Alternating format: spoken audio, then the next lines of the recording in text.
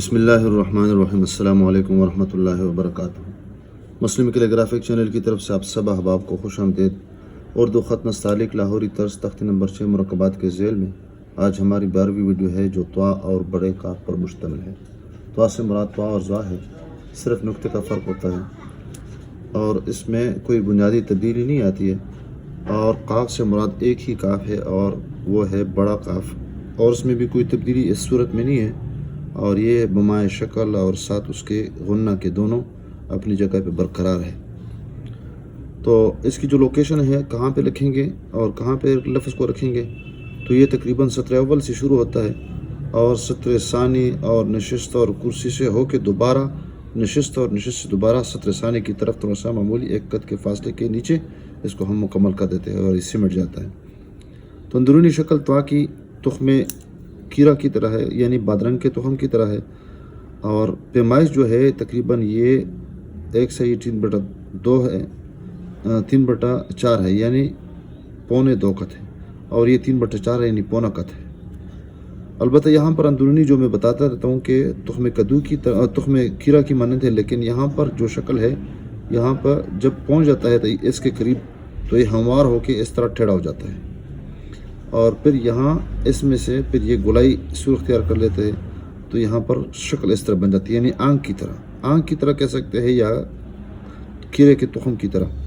اس طرح الف کے متعلق ہم کہا کرتے ہیں کہ یہ اوپر نیچے نقطار ہے اور یہ الف ہی ہے، لیکن آخر میں بالکل ٹیڑھا ہو گیا ہے اور یہ برچنما شکل اس کی ہے۔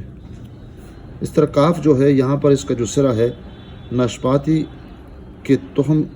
کی طرح ہے، یا انگور کا جو تخم ہوتا ہے موٹا اس کی طرح ہے، اور یہ بیضوی شکل ہے، یعنی انڈے کی مانند ہے۔ تو اس کی جو پیمائش ہے تقریباً 1 سے 1/2 ہے، یعنی 1.5 قط ہے، اور بیضوی شکل یہاں پر لمبائی کے اعتبار سے تقریباً 3.25 ہے، 3 سے 1/4 ہے، اور یہ 1 سے 1/2 یعنی نصف قط ہے۔ اس طرح باہر سے اگر پیمائش کر لے تو تقریباً یہ 1.25 قط ہے، اور یہاں پر 2 قط ہوا میں ہے، اور تقریباً تھوڑا سا زمین پہ اس کا پیندہ لگتا ہے، اور آخر میں تقریباً 1/2 یعنی نصف قط یہ بنتا ہے۔ تو سب سے پہلے ہم یہ کرتے ہیں کہ اس کو تقریباً اوپر سے ہی شروع کر دیتے ہیں۔ آپ یہاں پہ دیکھ سکتے ہیں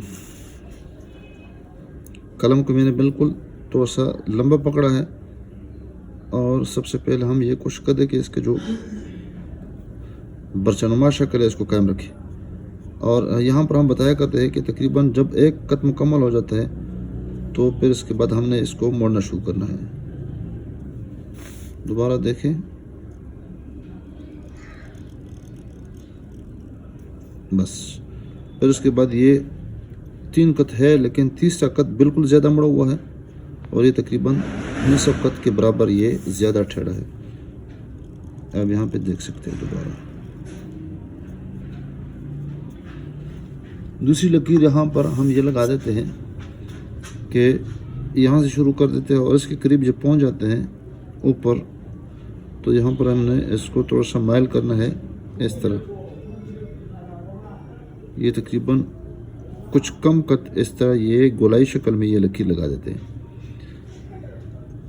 اور یہاں سے پھر دوسری لکیر نکال دیتے ہیں، اور اس میں سے تھوڑا سا یہ حصہ نکال دیتے ہیں، باہر کر دیتے ہیں، تو معمولی سا اس کو ہم موٹا کر دیتے ہیں، اور یہاں پر اس کو مکمل کر دیتے ہیں، اور یہ تقریباً یہ لکیر تھوڑی سی آگے ہوگی۔ یہاں پر آپ تکونی شکل آپ دیکھ سکتے ہیں، یہ دیکھیں، اور پھر اس کے بعد ہم نے اس کو گول کرنا ہے۔ دوبارہ میں بنا دیتا ہوں تاکہ اور بھی واضح ہو جائے۔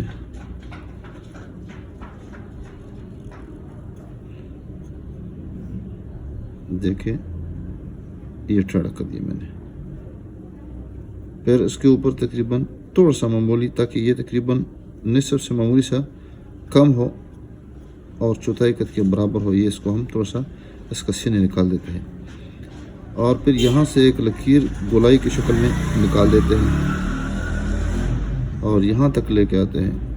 اب اس کو معمولی سا موٹا کر دیں،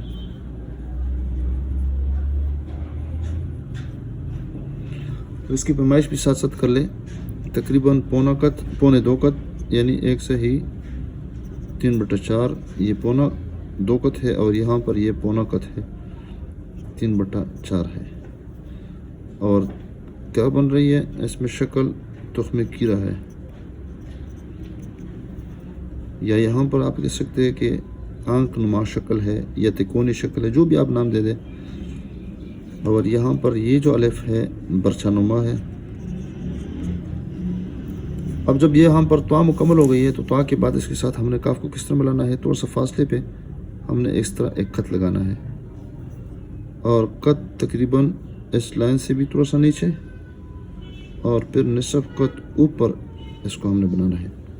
और इसके इर्द गिर्द हमने चक्कर इस तरह लगाना है कि ताकि इसमें ये जो शक्ल है नाशपाती नुमा शक्ल, इसमें ये बन जाए,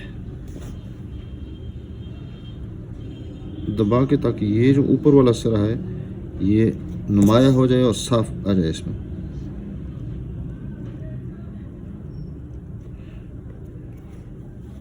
अब इसको मज़ीद आप गोल कर सकते हैं।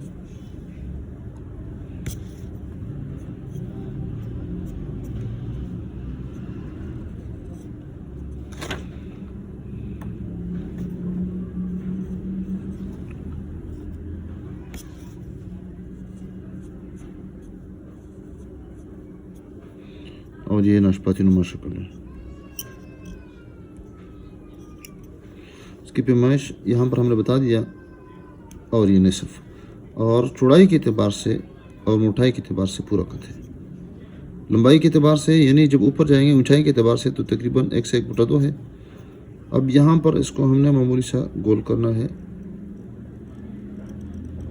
बस ये मुकम्मल गोल हुआ। मामूली सा खम देना है इसमें,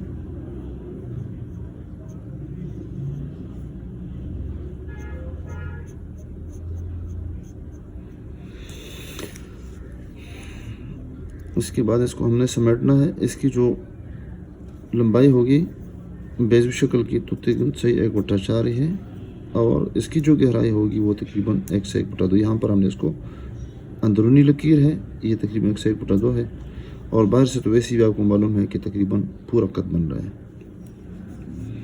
अब इसको मामूली से हमने इस तरह इसके साथ अंदर से मिलाने की कोशिश करनी है, और ये इस तरह इसी लकीर पे हमने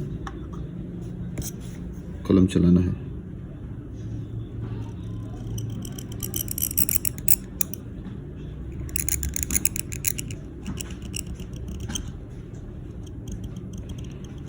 यहाँ पे जब पहुँचेंगे तो फिर यहाँ पर हमने सीधा भी करना है और गोलाई भी बरकरार रखनी है।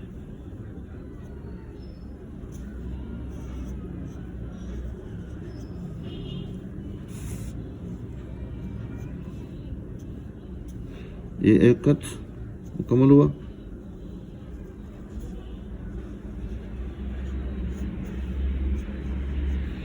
बस इसकी पैमाइश अगर आप देख लें तो ये तकरीबन 2 से 1/2, ये तो वैसी भी लकीर की पैमाइश हमने कर दी है पहले से, और ये तकरीबन 1 कत और 2 कत हवा में है, और फिर तीसरे कत पे इसका पेंदा मामूली से लगता है, और निसफ कत, और फिर यहाँ से जो पैमाइश हमने कर दी पहले से 2.5 कत, और ये निसफ कत ये है 1/2 है।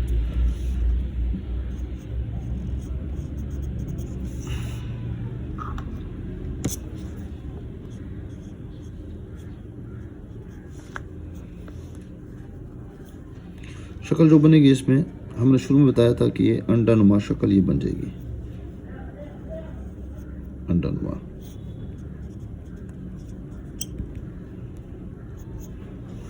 नुक्ते रहते हैं, नुक्ते कहाँ पे लिखेंगे, बस यहाँ पर, या जिस तरह मुफरत का पे लिखते थे तो यहाँ पर भी इस पे लिखेंगे। इसमें भी तफसील शुरू में बताया था कि यहाँ पर इसके जो सिरे हैं, निचला और ऊपर वाला सिरा बिल्कुल सीध में होने चाहिए। तो इस तरह जिस तरह ये सीध में है तो उस तरह ये सीध में, और आसानी के लिए यानी ज़्यादा आसानी समझाने के लिए तो कहते हैं कि जिस तरह ये फानूस है हवा में लटका होता है उस तरह इसका निचला हिस्सा जो है ज़मीन पर लगे।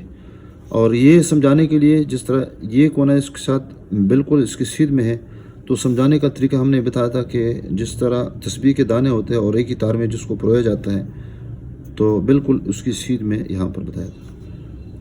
دوسری بات جو ہم نے بتائی تھی اور اس کے لیے طریقہ ہم نے بتایا تھا کہ اس طرح ایک جمع کا نشان بنا دیتے ہیں اور پھر ہم نے اس پہ قلم پھیرنا ہے، بس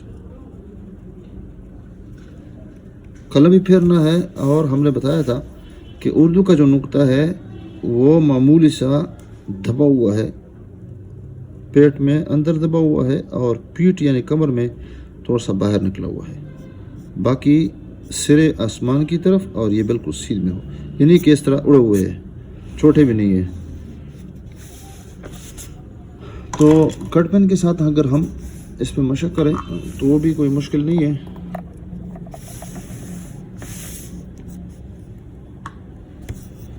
آپ اس کو دیکھیں،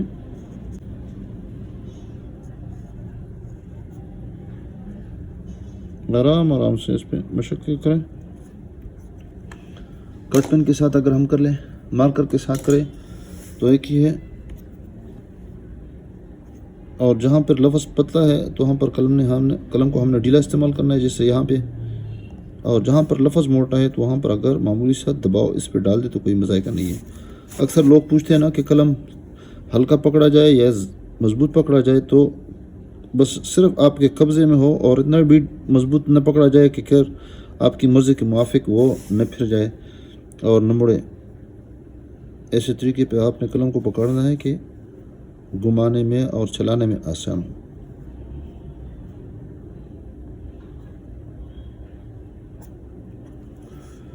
بال پین کے ساتھ اسی طریقے پہ ہم انشاءاللہ مشق کر لیتے ہیں، اور زیادہ کوشش ہم نے بال پین پہ کرنی ہے کیونکہ ہمارا واسطہ اور تعلق بال پین کے ساتھ ہوتا ہے۔ کم سے کم کٹ پین کے ساتھ اور بڑے قلم کے ساتھ شاذ و نادر ہی ہوتا ہے، لیکن اگر انفرادی طور پر بندہ محنت کر لے اور مشق کر لے تو وہ قلم کے ساتھ بنیادی مشق کی جاتی ہے۔ ویڈیو دیکھنے کا بہت بہت شکریہ۔ آپ اس ویڈیو کو ثواب کی نیت سے شیئر کیجیے گا اور اپنے مثبت کامنٹس جو ہے اس سے بھی آپ نوازیے گا۔ السلام علیکم ورحمۃ اللہ وبرکاتہ۔